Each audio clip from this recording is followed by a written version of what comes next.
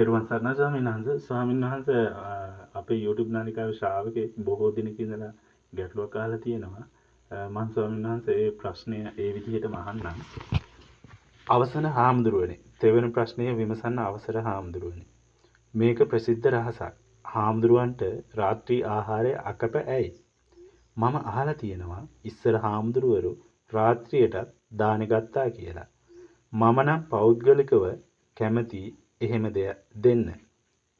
මොකද ඒ කාලේ එක වේලක් වළඳලා සතියක් හිටියට දැන් එහෙම කරන්න ආහාරයේ ඕජාව නැහැ.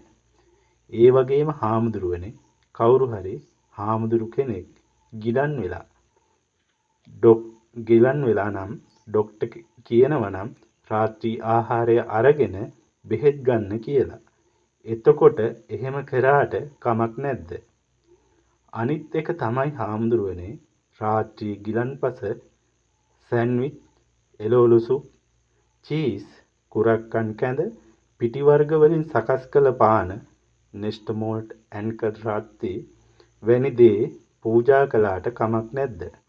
චතුමදුර හා අෂ්ටපාන වෙනුවට හෝ අමතරව එසේම හාමුදුරුවනේ ගිලන්පස පිදීමෙන් ලැබෙන ආනිසංස මොනවාද? කරුණාවෙන් පැහැදිලි කර දෙන්න. ස්වාමීන් වහන්සේ ඇත්තටම වටින ගැටලුවක්. බොහෝ දෙනාට හිතසුව පිණිස මේ ගැටලුවට ධර්මානුකූලව පිළිතුරක් දේශනාවක් ඔබ වහන්සේගෙන් බලාපොරොත්තු වෙනවා ස්වාමීන් වහන්සේ. ඔව් ඒක තමයි මල්ලි මට මේ ඔය ප්‍රශ්නේ නම් අහලා දැන් ගොඩක් දවස්. නමුත් මට ඒකට උත්තරයක් දෙන්න වෙලාව තිබ්බේ නැහැ. එක එක කටයුතුත් එක්ක තිබ්බා, වත් පිළිවෙත් කරන්න තිබ්බා.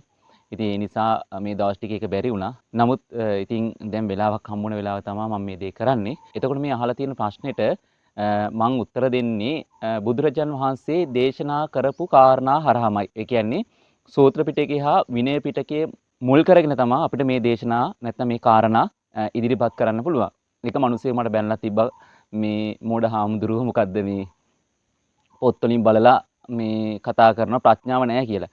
ඉතින් මං අහන්නේ බුදු කෙනෙක් තරම් මේ ප්‍රඥාවෙන් තවත් කෙනෙක් ඉන්නවද?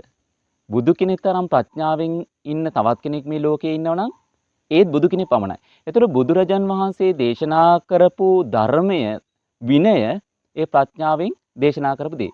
ඉතින් අපි වෙන අපේ හිතට එන දේවල් කතා කරනවාද වටින්නේ තථාගත සම්මා සම්බුදුරජාන් වහන්සේ විසින්ම දේශනා කරපු ධර්මයේ සහ විනය කතා කරන එකද වටින්නේ. ඒ වගේම තමයි මේ ලංකාවේ ඉන්න මිනිස්සු නැත්නම් රටේ ලෝකේ ඉන්න මිනිස්සු පින්වතුනි මගේ බණ අහන්නද කැමති, ඒ වගේම වෙනත් නම් වලින් තියෙන විශාරද ලෝකේ ප්‍රසිද්ධ, රටේ ප්‍රසිද්ධ, ගමේ ප්‍රසිද්ධ ස්වාමීන් වහන්සේලාගේ බණ අහන්නද කැමති, බුදුරජාන් වහන්සේගේ බණ අහන්නද කැමති?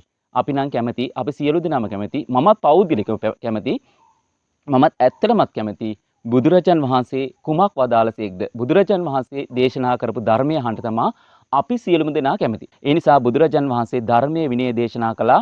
අන්න ඒ දේශනා සහ ධර්මයේ විනය මම කියලා දෙන්නම් ওই ප්‍රශ්නෙට උත්තරයක් විදිහට.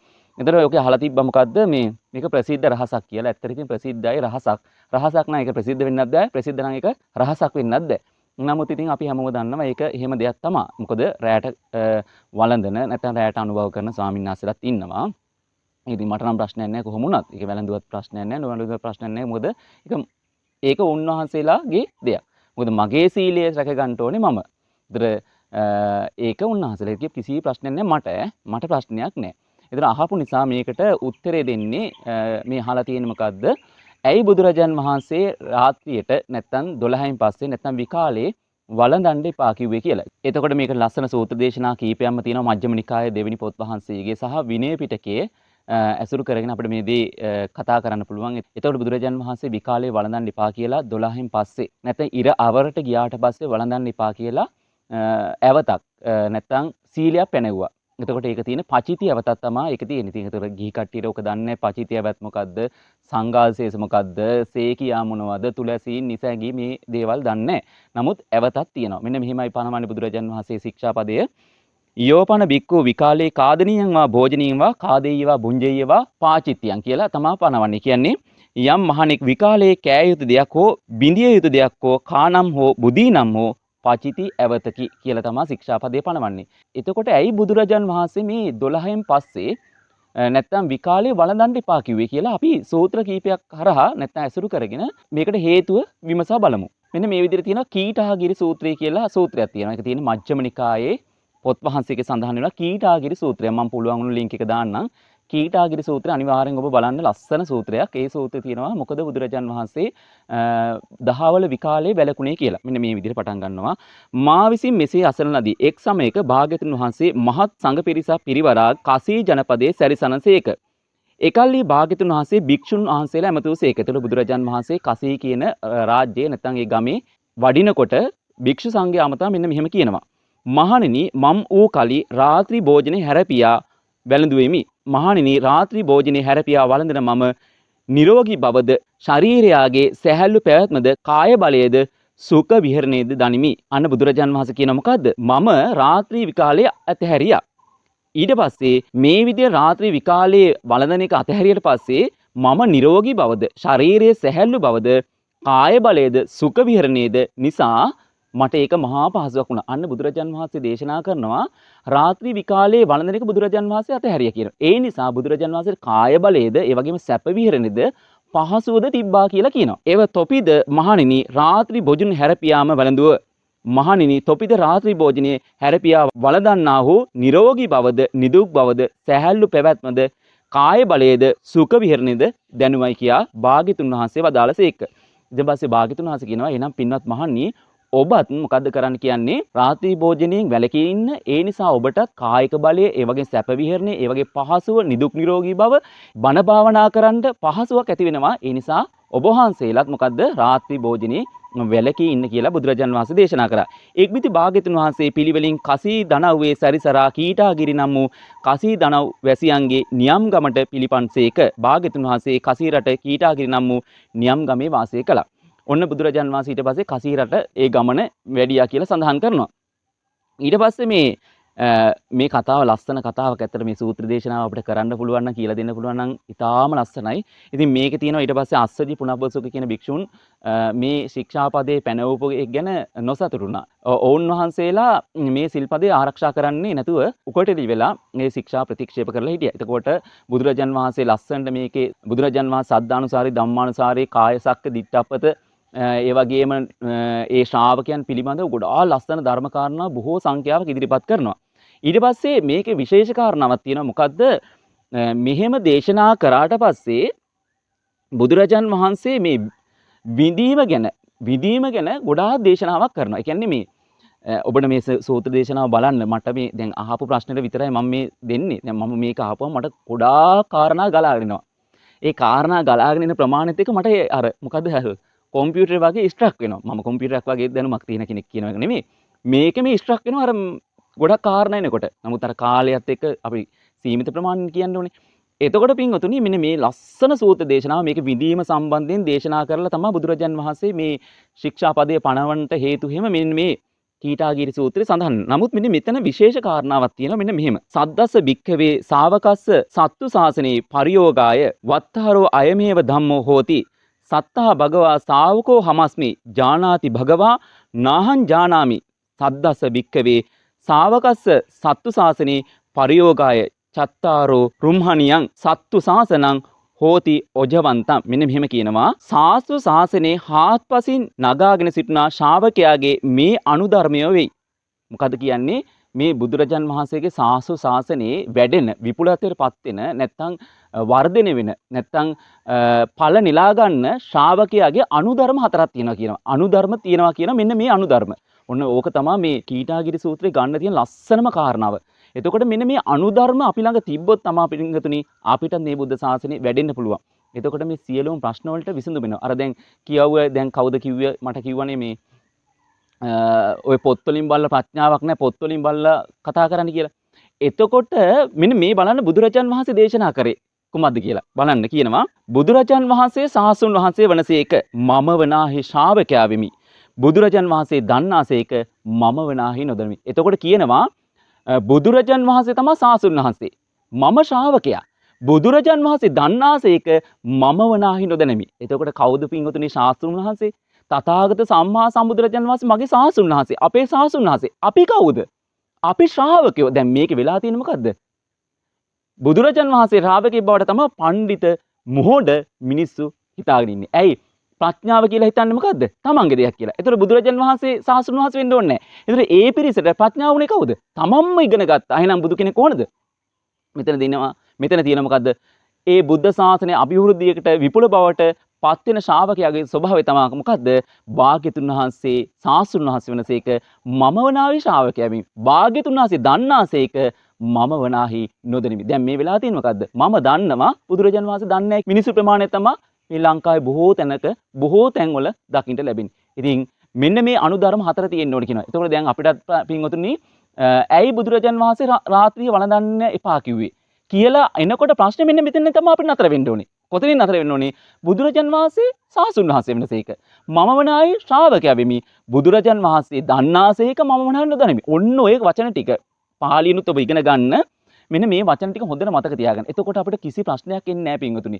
ඇයි බුදුරජාන් වහන්සේ අවිද්‍යාව පත්‍ය සංඛාර කියන්නේ? ඇයි බුදුරජාන් වහන්සේ සංස්කාර කීපයක් දින කාය සංස්කාර, වචී සංස්කාර, චිත්ත සංස්කාර. ඇයි මෙතන එතකොට පුඤ්ඤාභි සංස්කාර, අපුඤ්ඤාභි සංස්කාර ඇයි මෙතන දැම්මේ නැත්තේ? මේ වගේ විවිධාකාර ප්‍රශ්න එන්නේ කුමක් නිසාද? බුදුරජාන් වහන්සේ මගේ සාසුන් වහන්සේ කියලා පිළිගත්තේ නැති එකත් බුදුරජාන් වහන්සේ දන්නවා කියලා පිළිගත්තේ නැති එකත්. ඒතර අපි පිළිගරගෙන ඉන්නේ මොකද්ද? මම තමා දන්නේ. මම තමා කෙරුමා. මම තමා සාසුන් වහන්සේ. ඒතකොට මම හැමෝටම කියලා දෙනවා. මම තමා දන්නේ. ඒතකොට සමහර කට්ටිය අභිධර්මයයි සූත්‍රයයි කවලම් කරගෙන ඉන්නවා. සමහර කට්ටිය විනයයි අභිධර්මයයි කවලම් කරගෙන ඉන්නවා. සමහර කට්ටිය විනයයි සූත්‍රයයි කලවම් කරගෙන ඉන්නවා. මෙන්න මේ විදිහට කලවම් වෙලා මේක මෙතන තව දානවා මොනවද? අට කතාවලිනුත් ගත්ත කාරණාව අරගෙන මේකක් දානවා. විසුද්ධි මාර්ගෙනුත් දානවා. මෙහෙම කරපු කලවම් වෙච්ච පුරුත්සලටයක් වගේ දෙයක් තමයි අද බුද්ධ ශාසනය කියලා මිනිස්සු කතා කරන්නේ. ඉතින් ඒ නිසා පිරිසිදු ධර්මය, පිරිසිදු විනය, පිරිසිදු දේවල් ඉගෙන ගන්න මොකක් වෙන්න ඕනද? බුදුරජාන් වහන්සේ සාසුන් වහන්සේ වෙනසේක මම වනාහි ශ්‍රාවකයමි. භාග්‍යතුන් වහන්සේ දන්නාසේක මම වනාහි නොදනිමි කියලා හිටියොත් අපිට ප්‍රශ්නයක් එන්නේ නැහැ පින්වතුනි. එතන මේ අහපු ප්‍රශ්නේ හොඳයි. නමුත් අර ඇයි පැනෙව්වේ කියන එකට එහෙමත් අහන්න පුළුවන්. මොකද ඒ අහන්න එපායි. ඇයි පැනෙව්වේ කියලා දන්නේ නැතිඳ මෙන්න පනවපු හේතුව තමයි කාය බලය, කාය ශක්තිය, සැප විහරණය නිසා පැනෙව්වා. ඒ වගේම පින්වතුනි අපි බලමු තවත් සූත්‍ර දේශනාවකින් මේ විකාලයේ සම්බන්ධයෙන් ඇයි 12න් පස්සේ කන්න එපා කිව්වේ නැත්නම් වළඳන්න එපා කිව්වේ කියලා තවත් සූත්‍රයක් අපි බලමු. බද්දාලි සූත්‍රය. ඒකක් තියෙන මජ්ක්‍ධිම නිකායේ ඒ සූත්‍රෙත් බලන්න. මා විසින් මෙසේ අසන ලදී එක් කලක බුදුරජාන් වහන්සේ සවැත් නුවර ජේතවනාරාමයේ අනේ පිණිසුමාගේ ආරාම වැඩ සිටි. එකල්ලි බුදුරජාන් වහන්සේ මහණෙනි කියලා ඇමතුවා. ඒ භික්ෂුන් වහන්සේලාත් පින්නතුන් වහන්සේ කියලා පිළිතුරු දුන්නා. බුදුන් වහන්සේ ඒ වෙලාවේ මෙන්න මෙහෙම දේශනා. මහණෙනි මම ඒකාසන භෝජනේ වළඳමි. ඒකාසන භෝජනේ කියන්නේ එක වාරයක් විතරක් වළඳනවා. ඒ කියන්නේ 12ට කලින් එක පාරක් විතරයි වළඳන්නේ. ඒකාසන භෝජන වළඳන මම අල්පාබාධ බවත්, නිදුක් බවත්, ශාරීරික සැහැල්ලු බවත්, කාය බලවත්, සුඛ විහරණයක් දනිමි. ඒ නිසා ඔබද ඒකාසන භෝජන වළඳව. මහණී තොපිද ඒකාසන භෝජන වළඳන්නා වූ අල්පාබාධ ඇති බවත්, නිදුක් බවත්, ශාරීරියේ සැහැල්ලු බවත්, කාය බලවත්, පහසු විහරණයක් අත්දකින්න පුළුවන් කියලා කිව්වා. මෙන්න මෙහෙම බුදුරජාන් වහන්සේ දේශනා කරා මොකද්ද? ශාරීරියේ සැහැල්ලු බවක්, අල්පාබාධ බවක්, ඒ වගේම නිදුක් බවක්, කාය බලයක් තියෙනවා. ඒ නිසා ඒකාසන භෝජනේ වළඳන්න කියලා බුදුරජාන් වහන්සේ දේශනා කරා. මෙසේ වදාළ කල්ලි ආයුෂ්මත් බද්දාලි ස්ථවිරතමේ භාග්‍යතුන් වහන්සේ මෙසේ කිව්වා. මම ස්වාමීනි ඒකාසන භෝජනේ වළඳන්න බෑ. මොකද එහෙම වැළඳුවොත් මට බුද්ධ ශාසනය කරගන්න තියා මට හිටගෙන ඉන්නවා පණ නැති වෙයි. මම මැරෙලේ. අනේ ස්වාමීනි මට නම් බෑ ඒකාසන භෝජනේ වළඳන්න කියලා කවුද කිව්වේ? බද්දාල කියන භික්ෂුව කිව්වා. මෙහෙම කිව්වට පස්සේ මොකද්ද වෙන්නේ? බුදුරජාන් වහන්සේ කියනවා එහෙනම් ඒකාසන භෝජන වළඳන්න බැරි නම් ඔබ මොහිම කරන්න. මොකද කරන්න කියන්නේ 12ට කලින් දානි අරගෙන උදේ ටිකක් කාලා මොකද ටිකක් ඉතුරු කරගන්න 12ට කලින් වළඳන්න. එතකොට අන්න වේල් දෙකක් එනවා. එතන අපි දැන් ඔන්න ඕක තමයි බුදුරජාන් වහන්සේ දේශනා කරපු එක තමයි කරන්නේ. බුදුරජාන් වහන්සේ පැනවෙන්නේ කොහොමද? බුදුරජාන් වහන්සේ පැනවෙන්නේ පින්වතුනි එක වේලක්. ඒ කියන්නේ ඒකාසන භෝජනය. ඊට පස්සේ අර අනුකම්පාව නිසා මොකද්ද කියන්නේ? එහෙනම් 12ට කලින් දානි ටික ගන්න ඊට පස්සේ උදේ ටිකක් වළඳලා තව ටිකක් දවල්ට වළඳන්න හැබැයි 12ට කලින් වළඳන්න කියලා කොටස් දෙකකට කැඩුවා. ඔන්න ඕක තමයි අද අපි උදේ දානි දවල් දානි කියලා කතා කරන්නේ. මෙහෙම කියනකොටත් අර ස්වාමීන් වහන්සේ මොනවද කියන්නේ? අනේ ස්වාමීනි මට නම් බෑ. අම්මෝ මට නම් බෑ මම මැරෙලෙයි. මෙහෙම කන්න නැතුව හිටියොත් මෙහෙම කරන්න හිටියොත් මට බුද්ධ ශාසනය තියා මොනවක් කරගන්න බැරි වෙයි. මට සිහි මුර්ජා වෙයි. අනේ මට නම් බෑ කියලා තරහා ගිහිල්ලා මේ භික්ෂුව පැත්ත කරලා හිටියා. පැත්තකට හිටිනා වස් කාලෙම. ඒ කියන්නේ මාස 3ක්ම බුදුරජාන් වහන්සේ ළඟට ගියේ නැහැ. ඉතින් එතකොට හිතන්න පින්වතුනි බුදුරජාන් වහන්සේ මෙහිම ඇස් දෙකෙන් දැක දැක ජීවමානව දැක දැක බුදුරජාන් වහන්සේ ආස්වාස කරන එක ඒ භික්ෂුව ප්‍රාස්වාස කරනවා. බුදුරජාන් වහන්සේ ප්‍රාස්වාස කරන වාතේ ඒ භික්ෂුව ආස්වාස කරනවා. ඒ කියන්නේ ළඟ ළඟ ඉන්නවා. සිවුරු කොන හැපෙනවා. බුදුරජාන් වහන්සේ සක්මන් කරනකොට පිටිපස්සෙන් වඩිනවා. එහෙම ඉඳලා එදා සිල්පද රකින්න නැතුව ඔය වගේ වුණා නම් පිංගතුණි අද ගැන වැඩක් නැහැ. හිස්තැනක් දාගන්න තමයි වෙන්නේ. එදත් එහෙමනම් අද ගැන කතා කරන්න දෙයක් නැහැ. ඒතර මෙහෙම හරි බුද්ධ ශාසනය පවතින එක ගැන සාදුකාර දීලා අනුමෝදන් වෙන එක තමයි මන්නම් කරන්නේ. මෙහෙම හරි අද තියෙනවා. එදා බුදුරජාන් වහන්සේ දැක දැකත් බුදුරජාන් වහන්සේගේ බණ අහනලත් ඒ භික්ෂුවට තරහ ගිල්ලත් මාස 3ක් බුදුරජාන් වහන්සේ බලන්නේ නැතුව හිටියා. ඊට පස්සේ ඔන්න මාස 3 ඉවරයි. මේ භික්ෂුව යනවා අනිත් ස්වාමීන් වහන්සේ ළඟට. අනිත් ස්වාමීන් වහන්සේලා දැන් චාරිකා වඩින්ට සිවුරු මහනවා බුදුරජාන් වහන්සේගේ. කියනවා බද්දාලි ඔබ මහා නපුරු දෙයක් කරේ. ඔබ මහා භයානක දෙයක් කරේ. ඔබ ශික්ෂා පුරන්නේ නැතුව මේ බුදුරජාන් වහන්සේ ජීවමාන වැඩ ඉන්න කාලේ ඔබ තරහා ගිහලා පැත්තකට හිටියා. සීල් පුරන්නේ නැති කෙනෙක් වගේ පැත්තකටලා හිටියා. පින්නත් බද්දාලි ඕක නම් ඔබට අයහපතක්මයි. ඕ බුදුරජාන් වහන්සේ ළඟදිම එක්තරා ගමකට ඈතකට දුරට වඩිනවා. ඔබට ආයෙ දකින්න ලැබෙන්නේ නැති. මෙයාට මහා සංවේගයකටපත් වුණා, දුකකටපත් වුණා. අනේ මගේ බුදුරජාන් වහන්සේ මට දකින්න ලැබෙන්නේ නැති වෙයි කියලා ඔන්න බුදුරජාන් වහන්සේ ළඟට ගිහලා සමාව අරගෙන නැවත සිල්පද රකින්න පුරුදු වෙන්න පුහුණු කරන්නට ඇති. මේ සූත්‍ර දේශනාව තමයි බද්දාල සූත්‍රය තියෙන්නේ. එතන බද්දාල සූත්‍රයෙන් අපිට ගන්න පුළුවන් මොකද බුදුරජාන් වහන්සේ දානේ වළඳන්න 12ට කලින් වළඳන්න එපා කිව්වේ මෙන්න මේ කාරණාව තියෙන නිසා. එතකොට මට පෙන්වන්න ඕනුනේ සූත්‍ර දේශනා දෙකක් දැන් හම්බුණා. මොකද්ද? කීටාගිරි සූත්‍රයේ බද්දාල සූත්‍රයේ තියෙනවා මජ්ක්‍ධිම නිකායේ දෙවෙනි පොත් වහන්සේගේ විකාල භෝජනයෙන් වැළකීමේ හේතුව ගැන. තවත් අපි සූත්‍ර දේශනාවක් කතා කරමු. මේ ඊටාම ලස්සන සූත්‍ර දේශනාව මම හරි කැමති සූත්‍ර දේශනාවක්. ලටුකිකෝපම සූත්‍රය. ඒකක් තියෙන මජ්ක්‍ධිම නිකායේ දෙවෙනි පොත් වහන්සේගේ ලටුකිකෝපම සූත්‍රය. ලටුකිකෝපම කියන්නේ කැටකිරිල්ලි උපමා කොට වදාළ දේශම කියන අර්ථයෙන් තමයි ලටුකිකෝපම සූත්‍රය කියන්නේ. ඉතින් මා විසින් මෙසේ අසලන එක් කලක භාග්‍යතුන් වහන්සේ අංගුත්තරාප ජනපදයේ අංගුත්තරාපකින්ගේ ආපන් නම් වූ නියම් ගමේ වැඩ වසනසේක එකල්හි භාග්‍යතුන් වහන්සේ පෙරවරු හැඳ පොරවාගෙන පාසිරුගෙන පාත්‍රගෙන ආපන ගමේ පිණ්ඩපාතේ වැඩලා එක්තරා වනාන්තරයකට රුක් ගොමුවකට වැඩලා සුවසේ භාවනා කරනවා. එදාම ආශ්මත් උදා ස්ථිරතෙමේ පෙරවරු හැඳ පොරවාගෙන සිවුරු පාත්‍ර අරගෙන පසුබත් කාලෙන් දානේ වළඳලා ඉවර වෙලා මොකද්ද අර වනාන්තරයේටම වඩින භාවනා කරන්න. මේ භාවනා කරන්න වඩිනකොට මේ ස්වාමීන් වහන්සේට මෙන්න මෙහෙම කල්පනාවක් ඇති වෙනවා. කොහොම කල්පනාවක්ද ඇති වෙන්නේ? ඒකාන්තයේ බුදුරජාන් වහන්සේ අපගේ බොහෝ දුක් දුරු කරවනසේක. ඒකාන්තයේ බුදුරජාන් වහන්සේ අපිට බොහෝ සැප සලසා දෙනසේක. ඒකාන්තයෙන් බුදුරජාන් වහන්සේ අපගේ බොහෝ අකුසල් බැහැර කරවනසේක. ඒකාන්තයෙන්ම අපගේ බුදුරජාන් වහන්සේ අපට බොහෝ කුසල් උපදවා දෙනසේක. බහූනං වතනෝ භගවා දුක්ඛ ධම්මානං අපහත්තාය බහූනං වතනෝ